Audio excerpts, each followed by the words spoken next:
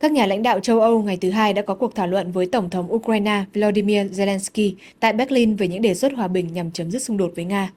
Cuộc gặp diễn ra trong bối cảnh Mỹ đã đồng ý cung cấp các bảo đảm an ninh cho Ukraine như một phần của thỏa thuận hòa bình nhằm kết thúc cuộc chiến kéo dài gần 4 năm. Các quan chức Mỹ cho biết, nhiều vòng đàm phán tiếp theo khả năng sẽ được tổ chức vào cuối tuần này, sau những cuộc trao đổi mới nhất với Tổng thống Zelensky tại Berlin. Theo các nguồn tin, cuộc thảo luận với đặc phái viên của Tổng thống Donald Trump là Steve Witkoff và Jess Kushner đã giúp thu hẹp bất đồng liên quan đến việc đảm bảo an ninh mà Kiev yêu cầu, cũng như những điều kiện mà Moscow về việc Ukraine phải nhượng bộ lãnh thổ tại vùng Donbass ở miền Đông. Tổng thống Trump được cho là sẽ tham gia từ xa với các nhà lãnh đạo và đàm phán châu Âu trong tối cùng ngày.